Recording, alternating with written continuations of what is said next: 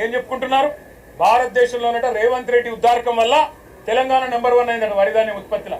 ఏది సంవత్సరం 14 నెలల్లో నువ్వు పంటలు ఎండబెట్టడం వల్ల, రైతు బంధు ఇవ్వకపోవడం వల్ల, కరెంటు అస్తవ్యస్తం చేయడం వల్ల, రైతుల ఆత్మహత్యల వల్ల వరిధాన్యం ఉత్పత్తి పెరిగిందా? సిగ్గన్నా ఉండాలి మాట్లాడడానికి, ప్రభుత్వానికి కనీసం సోయన్నా ఉండాలి. ఇవాళ లక్షల ఎకరాల్లో పంటలు ఎండిపోతుంటే కనీసం ఓదార్చడానికి ఒక మంత్రి దిక్కులేడు, కనీసం ఒక కాంగ్రెస్ ఎమ్మెల్యే లేడు. ఊళ్ళల్లో పోతే కాంగ్రెస్ ఎమ్మెల్యేల్ని తరిమి కొడుతున్నారు.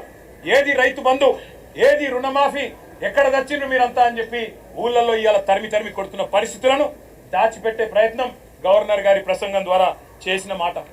1.5 కోట్లు, 1,62,000 కోట్లు అప్పు చేసి ఒక్కటంటే ఒక్కటి కూడా పథకాన్ని ప్రారంభించని ఒక అసమర్థ ప్రభుత్వం రేవంత్ రెడ్డి ప్రభుత్వం. కేవలం కుంభకోణాలు, 20% కమిషన్లు, 30% ల్యాండ్ డీల్స్. నా మాట కాదు, కాంగ్రెస్ ఎమ్మెల్యేలు చెప్తా ఉన్నారు. 30% కమిషన్ ఇస్తేనే మా మంత్రులు పనిచేస్తారు, 20% కమిషన్ ఇస్తేనే బిల్లులు వస్తాయి అని వాళ్ళ స్వయంగా కాంగ్రెస్ ఎమ్మెల్యేల నోటంబడ వస్తున్న మాటలు, కాంట్రాక్టర్లు సెక్రటేరియట్ లో ధర్నాలు చేస్తున్న పరిస్థితి. ఈ దుస్థితి గురించి గవర్నర్ గారు ఏమన్నా చెబుతారేమో. అవినీతి రహితంగా ప్రభుత్వాన్ని నడిపే ప్రయత్నం చేస్తాము. ఢిల్లీకి మూటలు పంపేదానిలో బిజీగా ఉన్నా, పదవులు కాపాడుకోవడం కోసం ఢిల్లీకి మూటలు తప్పకపోయినా కనీసం ఇకనైనా సర్దుకుంటాము, సరి చేసుకుంటామని ఒక్క మాట చెప్తారేమో అనుకున్నాం. దాని ప్రస్తావన లేదు. ఒక్క గ్యారంటీ లేకుండా, ఒక్క గ్యారంటీ అమలు చేయకుండా, 420 హామీల్లో కనీసం ఒక్క హామీ అమలు చేయకుండా, ఇవాళ ఒక్క కొత్త ప్రాజెక్టుకు ఇటుక కూడా పెట్టకుండా 1,62,000 కోట్ల అప్పు చేసినందుకు గవర్నర్ గారు ఏమైనా మందలిస్తారేమో రేవంత్ రెడ్డి గారిని అనుకుంటే, మరి అక్కడ కూడా గాంధీ భవన్ లో ఒక కార్యకర్త చేసే ప్రసంగం లాగా ఇవాళ గవర్నర్ గారి ప్రసంగం సాగింది. ఒక మాటలో చెప్పాలంటే తెలంగాణలో మా పిల్లలకు అర్థమైంది నేను చెప్తే. ఈరోజు నిజానికి తెలంగాణలో ఉన్న పరిస్థితికి సావుడప్పు కొట్టాలి, కానీ పెళ్లిలో డీజే కొడతారు చూడు, ఆ డీజే కొట్టినట్టు ఈ ప్రసంగం డబ్బా కొడుతూ గవర్నర్ గారు ఇవాళ రేవంత్ రెడ్డి ప్రభుత్వం ఏదో ఉద్ధరించింది. ఏం ఉద్ధరించింది, ఎవరిని ఉద్ధరించింది? నేను ఒక్క మాట అడుగుతా ఉన్నా. దావోస్ లో 1,79,000 కోట్ల ఇన్వెస్ట్మెంట్లు అని గవర్నర్ గారు నోటంబడం మళ్ళొకసారి పచ్చి అబద్ధం చెప్పించారు. పోయిన సంవత్సరం మీరు చెప్పిన 40,000 కోట్లలో 40 పైసలు వచ్చినాయా? దమ్ముంటే రేపు ప్రభుత్వం శ్వేతపత్రం ప్రవేశపెట్టాలని చెప్పి మేము డిమాండ్ చేస్తా ఉన్నాం బడ్జెట్ సమావేశాల్లో. పోయిన సంవత్సరం జనవరి 2024లో మీరు చెప్పిన 40,000 కోట్ల పెట్టుబడులు దావోస్ నుంచి 40 పైసలన్నా వచ్చినాయా? దమ్ముంటే, ముఖ్యమంత్రికి చిత్తశుద్ధి ఉంటే ప్రవేశపెట్టండి శ్వేతపత్రం. మీ అన్నదమ్ములతో మీరు కుదుర్చుకున్న కాంట్రాక్టులు కాదు. స్వచ్ఛ బయో అనే కంపెనీ పెట్టి అనుముల జగదీష్ రెడ్డి అని రేవంత్ రెడ్డి గారి సోదరుడే 1000 కోట్ల పెట్టుబడి పెడుతున్నట్టు బిల్డప్లు ఇవ్వడం కాదు ఇవాళ పెట్టుబడులు తేవడం అంటే. ఇవాళ తెలంగాణ నుంచి పెట్టుబడులు తరలిపోతున్నాయి, ఇది వాస్తవం.